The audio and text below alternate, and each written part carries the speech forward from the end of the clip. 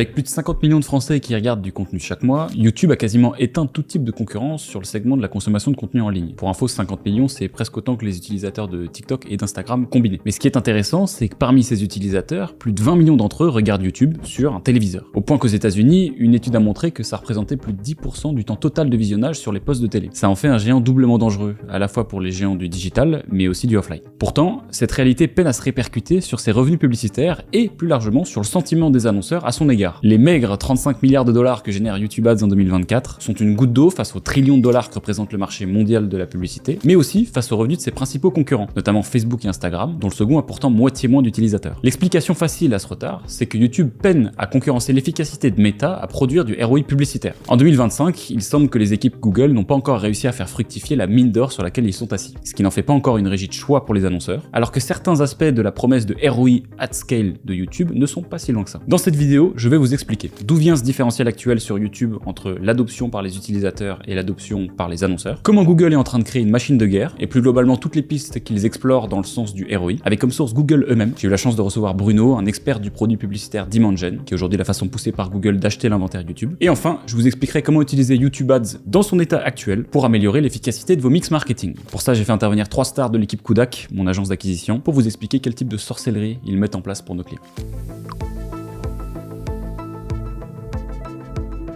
YouTube, c'est une plateforme qui se limite pas à un type de contenu ou d'usage. Elle fait la compète à quasiment tout le monde. YouTube est concurrent d'Instagram pour le temps d'attention sur mobile, de TikTok et de Snap avec son format Shorts, de Spotify et d'Apple sur le format podcast, de Twitch avec son offre de live, et des chaînes de télévision pour les raisons que je vous mentionnais en introduction. Et on pourrait même rajouter tous les acteurs du streaming, Netflix, Amazon Prime. Bref, YouTube fait frissonner tout le marché. Et ce qui est bluffant quand on regarde de plus près chacune de ces catégories, c'est qu'ils y sont leaders ou alors en voie de devenir leaders quasiment partout. Par exemple, sur l'usage podcast, vous ne le saviez peut-être pas, mais YouTube est numéro 1. Ils ont réussi à redéfinir le marché des podcasts vidéo en devenant la plateforme incontournable pour ce format. Avec une audience massive et un modèle de monétisation qui incite les créateurs à produire plus de contenu, ils ont dépassé Spotify sur ce terrain. En comparaison, Spotify peine à rivaliser avec des efforts coûteux, comme la mise en place des paiements directs aux créateurs, des abonnements premium. En fait, les podcasts vidéo s'intègrent assez naturellement dans les habitudes de consommation sur YouTube, parce qu'ils exploitent l'aspect visuel interactif que l'audience adore. Je le constate aussi à titre personnel, avec mon podcast Road to Scale, dont je constate la différence de stats sur YouTube et Spotify. C'est parfois de l'ordre de x10. Donc c'est pas étonnant que ce soit plébiscité par les créateurs qui veulent montrer leur contenu à un maximum de personnes. L'explication principale à ça, c'est que YouTube est meilleur que ses concurrents pour faire découvrir les contenus qui y sont postés, parce qu'il dispose de plus de contenu et des années d'expérience sur son système de recommandation de contenu. Côté annonceur, cette fois-ci, les podcasts représentent une opportunité publicitaire assez unique. Ces formats longs construisent un immense inventaire publicitaire, parce qu'il faut pas oublier que plus un contenu est long, plus on peut y afficher de publicité. Et donc plus c'est bénéfique pour les annonceurs et YouTube qui veulent vous matraquer de pub. Ces formats longs font aussi partie des contenus qui se regardent bien sur une télé. Mais plus largement, je sais pas si vous l'aviez compris, mais l'intérêt de la consommation de YouTube sur une télé, c'est que ça permet de regarder YouTube à plusieurs. Parce que le poste de télé, il est dans le salon. On peut se retrouver pour consommer un contenu. Et donc ça ouvre des portes à une nouvelle catégorie de contenu qui cartonne en ce moment. Ce sont les formats familiaux, un peu type émission de télé, qui trouvent désormais leur public sur YouTube, précisément parce que maintenant ce comportement de consommation existe. Tout ça permet aux géants de la vidéo de s'attaquer directement à la télévision traditionnelle. Et les chiffres sont éloquents. Le temps de visionnage de YouTube sur des téléviseurs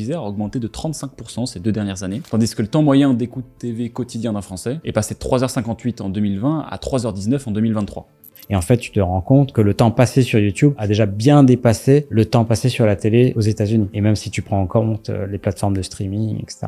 Il propose une offre enrichie et s'inscrit pleinement dans un tout nouveau marché dont vous avez certainement déjà entendu parler, c'est la Connected TV. En utilisant YouTube, les annonceurs peuvent cibler précisément les téléviseurs grâce à de la data, tout en profitant d'une pression publicitaire modérée, car il y a très peu d'annonceurs aujourd'hui qui en profitent. C'est un chiffre qui avait été partagé lors du YouTube Festival, où il disait que la charge publicitaire moyenne sur YouTube est 36% plus faible que celle des plateformes de streaming, et 69% plus faible que celle des chaînes de télé. La pression publicitaire, ça va aussi jouer sur l'attractivité de la plateforme pour attirer un très grand nombre d'utilisateurs. Évoqué, il y a à peu près 42 millions de Français mensuellement en fait sur la plateforme. Le fait de trouver un subtil équilibre dans la pression publicitaire, ça permet de maintenir cette attractivité. En fait, YouTube abaisse la barrière à l'entrée pour les annonceurs qui voudraient se lancer en télé. Et il se positionne également comme un complément aux vagues de télé traditionnelles. Tout ça dans le but d'aller grappiller du budget. Le discours étant le même, utilise une partie de l'enveloppe que tu as prévu de mettre en télé et mets-la sur YouTube. Constate donc les résultats. Ça rentre aussi en concurrence avec la télé, on en a parlé avec les équipes de Google, surtout sur Sonology qui a eu des campagnes télé l'année dernière, qui rentrent en concurrence ou surtout en complémentarité parce que ça permet de réactiver toute une audience et de faire écho à la campagne télé, donc d'avoir encore plus pour un budget plus inférieur on va dire à la télé, d'avoir un impact beaucoup plus positif sur notre campagne télé.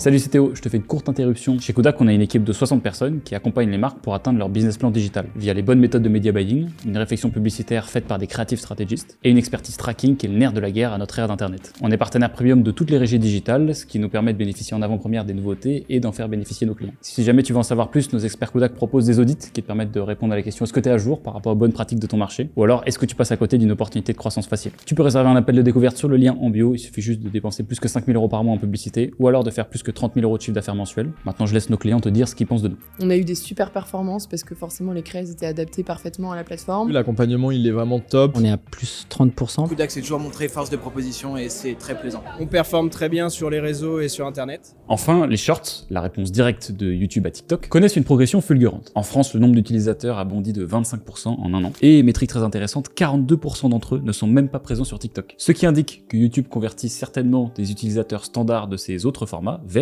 le format court. Ça peut sembler assez surprenant, côté créateur, car c'est rare qu'une vidéo soit mieux diffusée sur Shorts que sur TikTok ou Instagram Reels. Mais il y a une petite finesse, c'est que les vues ne sont pas comptabilisées de la même manière. Sur TikTok, il faut qu'un contenu soit consommé 1 seconde par un utilisateur pour que ça compte comme une vue. Sur Instagram Reels, c'est 3 secondes. Et YouTube Shorts, c'est 10 secondes. Pour les annonceurs, les Shorts représentent donc une nouvelle source d'inventaire publicitaire. Avec son succès au format court, YouTube confirme être un véritable écosystème, où l'utilisateur peut trouver à peu près ce qu'il veut, ce qui est censé diminuer le risque qu'il ait envie d'aller voir ailleurs. Pour ça, je vous renvoie au Small Platform Syndrome dont je parle dans la partie 3 de cette vidéo, qui parle des dangers qui pèsent sur le duopole Meta et Google. YouTube est une plateforme un peu protéiforme. Tu as du multi-device, tu vas être présent sur ce que tu évoqué tout à l'heure, sur la télé, sur la tablette, sur l'ordi, desktop et sur du mobile. En gros, tu t'adaptes à différents types de modes de consommation. D'ailleurs, YouTube Shorts en fait partie. Tu peux consommer en fait de la vidéo sur le pouce quand tu prends des transports, mais tu peux décider de regarder le documentaire d'Inoxtag sur la télé. Et donc, tu as 2 modes de consommation complètement différents et aussi un public qui est complètement différent. Ensuite, tu vas avoir des formats qui vont être différents. Tu vas avoir un format podcast, tu vas avoir un format live, par exemple sur des fashion shows, tu vas avoir des formats longs, des formats courts, donc là aussi qui vont s'adapter aux préférences de consommation assez hétérogènes. Et après, tu vas avoir aussi un aspect multi-thématique. Tu as tout type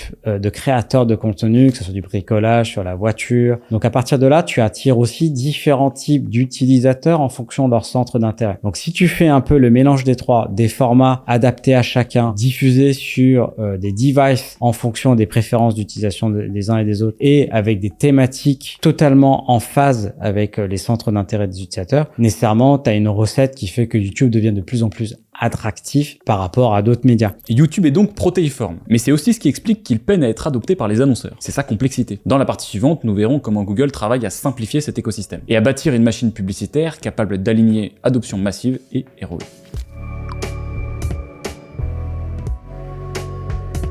YouTube a toujours été un outil puissant pour les annonceurs. Mais comme je vous le disais, sa richesse de placement et de format a souvent été un casse-tête. Entre le in-feed, le in-stream, les shorts, l'offre était si variée qu'elle devenait compliquée à exploiter efficacement. Pour les agences et les annonceurs, cette complexité c'était un frein majeur. Il fallait comprendre chaque placement, jongler avec les objectifs de campagne et optimiser manuellement chaque étape. Ce qui du coup cantonnait l'utilisation de YouTube Ads aux marques les mieux équipées en ressources, outils et expertise. Face à ce constat, YouTube a décidé de simplifier son écosystème publicitaire. C'est ici qu'entre en scène Dimension, un produit pub pensé pour rendre YouTube Ads plus accessible. Dimension, c'est un nouveau type de campagne publicitaire pour YouTube et Google, conçu pour simplifier l'achat média et aider les entreprises à générer de la demande en haut du funnel. Contrairement aux campagnes classiques, il s'appuie sur des outils automatisés pour optimiser la diffusion sans passer par des paramétrages complexes. C'est en fait la même logique que Performance Max, mais pour des campagnes de considération.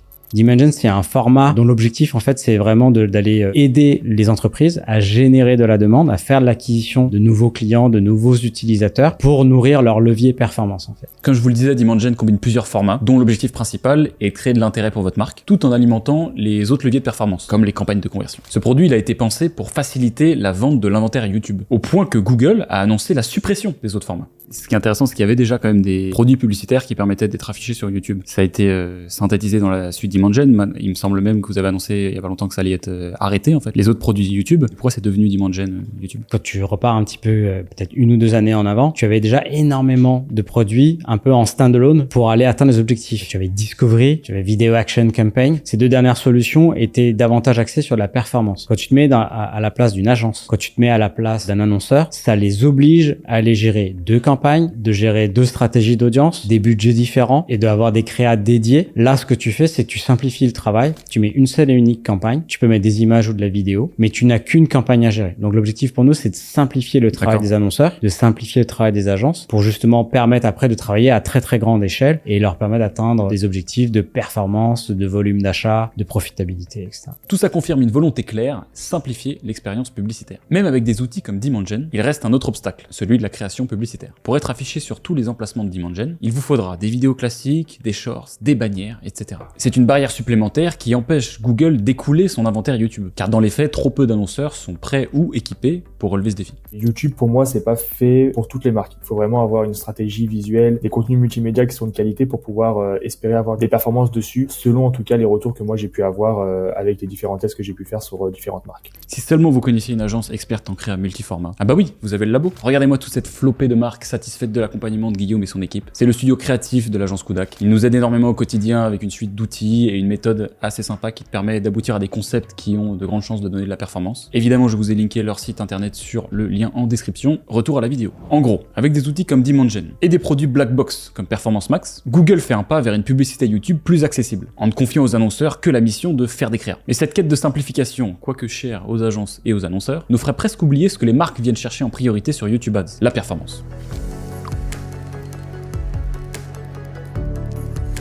La vision de YouTube, c'est d'utiliser tous ces formats pour devenir une plateforme full funnel. En gros, ça veut dire capable d'accompagner les annonceurs à chaque étape du parcours d'achat. Notoriété, considération, conversion. On va avoir différents types de solutions pour permettre en fait à ces annonceurs d'atteindre leurs objectifs sur YouTube. Et si YouTube Ads est déjà bien installé en haut et milieu de funnel, comme on l'a vu dans la partie précédente, le bas de funnel, eh bien ça reste leur zone de faiblesse. Historiquement, les campagnes orientées conversion sur YouTube n'ont pas la réputation d'être les plus rentables quand il s'agit de générer des ventes. Or, c'est ce que viennent chercher la majorité des annonceurs. Mais quand je m'y suis penché de plus près chez nos clients, j'ai dressé un tableau un peu plus équilibré. Avec le temps, certaines forces se sont développées, notamment grâce à l'accès massif aux données de l'écosystème Google. Voici les cas de figure sur lesquels on estime chez Kudak que YouTube remplit sa promesse de performance. Le premier, c'est le cas du reciblage. YouTube, ça permet en effet de récupérer des utilisateurs qui vous ont donné un signal d'engagement. Combiner les données de Google Search avec celles des campagnes YouTube permet d'aller recibler les utilisateurs qui sont déjà intéressés par votre produit. J'ai également eu le cas de figure, notamment avec la marque Eden Park sur le Q4 2024. J'ai eu des bons résultats, notamment sur des audiences de retargeting, sur des coûts d'acquisition qui étaient entre 10 et 15 euros, ce qui est assez rare, en tout cas de mon expérience, à obtenir en conversion directement sur YouTube. Et c'est une première manière facile de s'essayer à YouTube de façon héroïste. Maintenant qu'on remonte un peu dans le funnel, on a remarqué qu'on pouvait aller chercher de la performance en isolant certains formats créatifs. Si tu as un format sur lequel tu sais que tu es performant, comme par exemple le format 9/16e avec les shorts, bah, tu peux le forcer à ne diffuser que dessus, donc à la fois en lui fournissant que des formats shorts, et aussi parce que tu as carrément l'option, et ça pour moi c'est nouveau, il me semble pas que ça existait quand on faisait que du YouTube, mais tu peux lui dire qu'en fait tu veux diffuser que sur shorts. Ce qui est super intéressant, c'est que ça fonctionne bien, enfin moi sur les 3 comptes sur lesquels j'ai testé la Dimension, c'était avec des shorts, ça a eu des très bonnes performances puisque j'ai carrément eu du chiffre d'affaires, le rendement était dans les critères du client, et pour moi ça tient à une chose qui est que sur cette typologie de clients que j'avais pas forcément les capacités de leur faire produire du contenu qui aurait été intéressant comme contenu YouTube pur. Par contre, on faisait déjà de l'ADS sur d'autres réseaux sociaux, donc en fait naturellement on avait des formats vidéo 9/16e qui avaient été un peu pensés pour les Reels, pour les TikTok, pour Snapchat aussi, et c'est ça que j'ai mis en ligne sur Dimension, et en fait ça a tout de suite marché. Je trouve que c'est intéressant dans cette approche au sens où ça veut dire que t'as finalement très peu de barrières à l'entrée sur la Dimension, contrairement à YouTube peut-être, et en ceci c'est une campagne qui fait beaucoup sens parce qu'elle te permet en plus d'avoir des conversions de faire de la noto, et en fait pour peu cher parce que t'as pas à reproduire des contenus forcément si tu fais déjà de la pub sur les réseaux sociaux depuis longtemps, et ça je trouve ça vraiment super. Enfin, il faut faire une distinction entre les cas e-commerce et lead gen, Dimension ayant l'air de mieux fonctionner sur ce dernier. J'enregistre beaucoup plus de performances sur mes campagnes de Dimension que sur mes campagnes quand c'est des clients e-commerce. Donc sur mes clients e-commerce, je vois vraiment Dimension comme une campagne complémentaire quand on a acquis une certaine structure et on a des certitudes sur celle-ci. Donc ça vient en complément et faire un peu de croissance, que ce soit à la fois en notoriété, à condition également qu'on ait des bons contenus multimédia, notamment des vidéos short qui sont de qualité, etc. Alors que sur les clients lead gen, je vois vraiment les campagnes de Dimension comme des campagnes presque importantes à mettre dans sa structure de base Ads. Même si YouTube Ads ne garantit pas toujours un ROI direct, il peut jouer un rôle stratégique en débloquant certaines situations de plafond de performance. Donc je me sers de YouTube et donc du coup de Demand Gen maintenant pour aller toucher le haut du funnel et avoir un premier point de contact avec tous les utilisateurs et pouvoir commencer à toucher des plafonds de verre. Alors l'objectif de mes clients c'est toujours d'aller chercher de la performance, donc pour ça j'ai optimisé à l'ajout au panier, donc toujours avec un objectif de conversion, et sur des clients comme Synology ça génère des coûts par ajout au panier qui sont à peu près sur le même tarif que sur Meta, donc en campagne optimisé à l'achat, donc c'est plutôt intéressant, ça permet de nourrir le funnel. Dans ma période de conversion, effectivement, j'ai pas d'achats qui viennent directement de la campagne de Demand Gen. Pour moi, c'est pas l'objectif de ces campagnes-là, c'est vraiment d'avoir un premier touch point avec le haut de funnel pour ensuite pouvoir les convertir sur nos produits tout au long des autres campagnes et notamment grâce à PMax. Et l'enjeu pour la marque, quelque part, une fois qu'il a capté l'attention de l'utilisateur, c'est un peu de façonner son intention d'achat, de faire en sorte que l'utilisateur qui a été touché puisse considérer la marque. Pourquoi ? Un utilisateur qui considère la marque a 3 fois plus de chances d'acheter le produit en fait. Moi je l'ai surtout fait du YouTube en notoriété. C'est très utile pour toucher beaucoup de monde. Et ce qui est intéressant si tu compares avec d'autres leviers de notoriété, donc bon après on peut comparer avec Facebook, c'est un peu similaire ou d'autres. Et après YouTube c'est aussi comparé souvent avec d'autres médias plus anciens, genre la télé, tout ça. Et là ce que je trouve qui est cool c'est le fait que sur YouTube t'as quand même des critères de ciblage qui sont disponibles et qui sont assez intéressants. Tu peux choisir une vidéo, tu peux choisir une chaîne, tu peux choisir des intérêts et ça tu vas pas forcément l'avoir sur d'autres leviers vraiment typés notoriété. Donc pour le coup moi c'est ça la valeur ajoutée que je voyais à YouTube. Dans ces cas, YouTube agit comme un levier pour élargir la base d'utilisateurs engagés. C'est un argument clé qui positionne YouTube comme une solution complémentaire à la télévision ou aux campagnes Performance Max. D'ailleurs sur ce sujet je sais que pour pas mal de personnes la frontière est parfois floue entre Demand Gen et Performance Max, mais ce sont bien deux formats qui touchent deux types d'audiences différentes. Performance Max, si je recontextualise un peu, c'est un objectif qui, comme son nom l'indique, vise en fait à générer de la performance pure. Donc très souvent, tu vas être sur un volume de transactions qui va être recherché, un volume d'abonnements, de souscriptions ou même de la profitabilité. Performance Max, c'est un produit qui va être intégralement optimisé et qui va diffuser sur un très grand nombre d'inventaires. La priorité est accordée à la performance, c'est-à-dire avoir un coût d'acquisition très bas, un ROAS très élevé. Sur Demand Gen, on va être sur une logique de permettre à la marque d'aller faire de la performance tout en garantissant une expression qualitative de leur marque. On va servir sur YouTube, sur des emplacements beaucoup plus premium au sein de YouTube, sur Discover Feed également. Donc ça permet aux annonceurs de garantir une expression immersive et engageante de la marque sur la plateforme. De ce fait, là, on va aller chercher des utilisateurs un peu moins intentionnistes, un peu plus dans du loisir lorsqu'ils vont scroller les vidéos et on va chercher à capter leur intention à ce moment-là. Les campagnes Performance Max, selon moi, elles sont beaucoup plus orientées performance, ça veut dire conversion, donc achat, etc. Alors que la Demand Gen, c'est beaucoup plus en fonction des secteurs d'activité. Demand Gen, on va dire, je ne le lance pas avant d'avoir déjà mis en place une structure et différents types de campagnes qui me permettent derrière de venir complémenter ma stratégie d'acquisition globale. Quand il y a du search, quand il y a des campagnes shopping, quand il y a des campagnes Performance Max déjà en place, Demand Gen, je le vois beaucoup plus comme un levier de croissance. En fait, ce qu'on observe aussi, donc on a des outils qui permettent d'évaluer ce qu'on appelle le unique reach, donc les utilisateurs uniques touchés par chacune des solutions, donc les utilisateurs uniques touchés par Demand Gen, les utilisateurs uniques touchés par Performance Max et les utilisateurs uniques qui ont pu être touchés par les deux solutions. Et ce qu'on observe en moyenne, c'est que le taux d'overlap, il est entre 0 et 10% en moyenne, entre Demand Gen et Performance Max. Pourquoi ? Parce que tu peux avoir une différenciation dans les créas utilisés. Des créas beaucoup plus transactionnels sur Performance Max, mais des créas plus inspirationnels sur Demand Gen. Tu peux avoir des différences de stratégie d'audience. Aller cibler des audiences beaucoup plus intentionnistes avec Performance Max, mais aller chercher des audiences beaucoup plus affinitaires, un peu plus haut dans le funnel avec Demand Gen. Et enfin, tu peux aussi avoir une différence de stratégie au niveau de la stratégie d'enchère. Tu peux avoir avec Performance Max une stratégie d'enchère extrêmement ambitieuse avec un ROAS très élevé et donc te focaliser que sur la transaction pure, alors que sur Demand Gen, tu peux utiliser une stratégie d'enchère à la conversion et même faire en sorte que l'algo aille maximiser les micro-conversions, ce qui va permettre d'aller faire de l'acquisition de trafic qualifié. Les micro-conversions étant le reflet en fait de la qualité du trafic.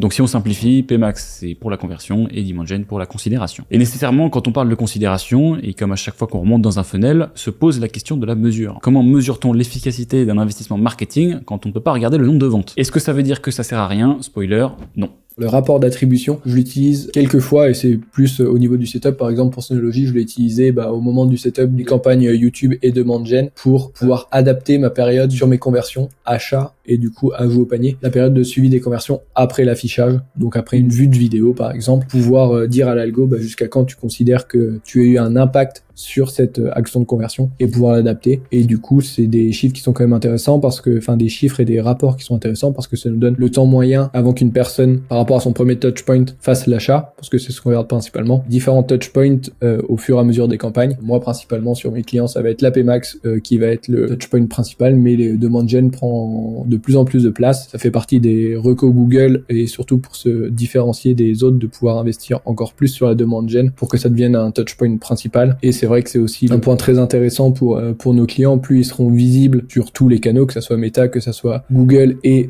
YouTube, bien entendu, plus on aura de chances de pouvoir ramener des nouveaux clients si les audiences sont qualifiées. Et c'est aussi un des sujets que je travaille avec les équipes de Google, justement, sur le travail des audiences et des signaux d'audience qu'on envoie à Google pour améliorer encore plus et utiliser aussi du retargeting sur ces campagnes Demand Gen pour pouvoir retoucher les personnes qui sont venues sur le site, qui ont déjà eu un touchpoint sur une des campagnes, et pouvoir vraiment améliorer grandement l'efficacité de ces campagnes Demand Gen et de notre mix marketing au global grâce à la vidéo YouTube, parce qu'il y a quand même un gros pourcentage de la personne qui passe beaucoup de temps sur YouTube, donc c'est un canal à pas mettre de côté du tout pour les annonceurs. Ce que je vais regarder aussi beaucoup, ça va être les conversions après affichage. Moi, je l'utilise beaucoup, notamment pour avoir un peu la part des conversions dans laquelle, en tout cas, nos campagnes de Demand Gen ou YouTube ont pu avoir un impact, même si la conversion n'est pas attribuée à cette campagne-là. Ça veut dire qu'on peut considérer qu'à un moment dans l'étape d'achat du consommateur, nos contenus qui sont présents à la fois dans nos campagnes de Demand Gen ou YouTube ont été affichés, et du coup, on voit qu'il y a une part contributive, en tout cas, de nos actions sur ces différents types de campagnes sur une conversion. Et c'est important de voir également le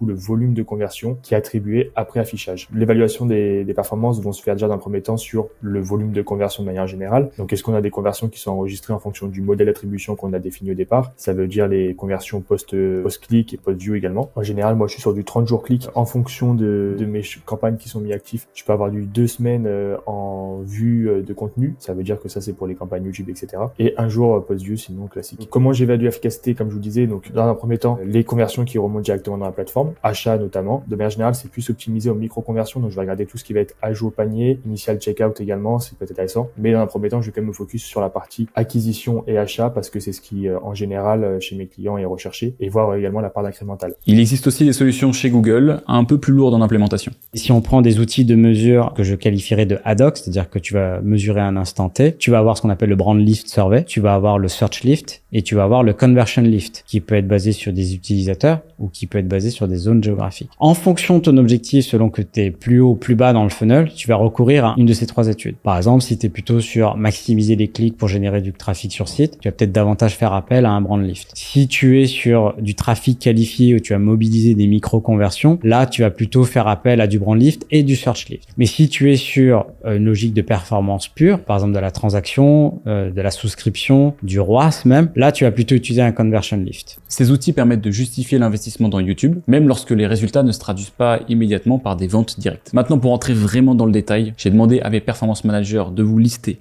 à la volée les meilleures bonnes pratiques pour utiliser YouTube et Demand Gen. Je vous laisse prendre des notes. Pour mesurer l'efficacité des campagnes de Demand Gen, je vais regarder principalement, vu que je les optimise à l'ajout au panier, mon coût par ajout au panier, parce que c'est vraiment ce que je recherche avec ces campagnes-là, de pouvoir avoir du trafic, mais du trafic quand même qualifié, des personnes qui vont pouvoir mener à l'achat. Donc je vais regarder principalement mon coût par ajout au panier pour optimiser mes campagnes et savoir quelles annonces je vais garder et lesquelles je vais couper pour en développer de nouvelles. Pour moi, les bonnes pratiques, c'est déjà de lancer une campagne avec un petit budget, de redescendre dans le funnel si vous faites de la Demand Gen, optimiser à l'achat, pratiquement sûr que votre campagne aura pas beaucoup d'achats. Donc remonter dans le funnel, moi ce que je conseille c'est l'ajout au panier, parce que c'est quand même assez bas dans le funnel, mais c'est quand même assez qualifié sur le trafic que ça va pouvoir nous générer in fine. Et après, ce que j'ai mis en place assez récemment, c'est de pouvoir segmenter les vidéos par rapport au placement, plutôt que lui laisser la main sur n'importe quelle vidéo, tu peux la placer sur n'importe quel placement. Lui dire que les vidéos short, tu les places sur le placement short, les autres vidéos, tu peux les placer sur InFeed ou le InStream. Mais je pense que c'est une optimisation qui est vraiment intéressante pour essayer de pousser plus le format short qui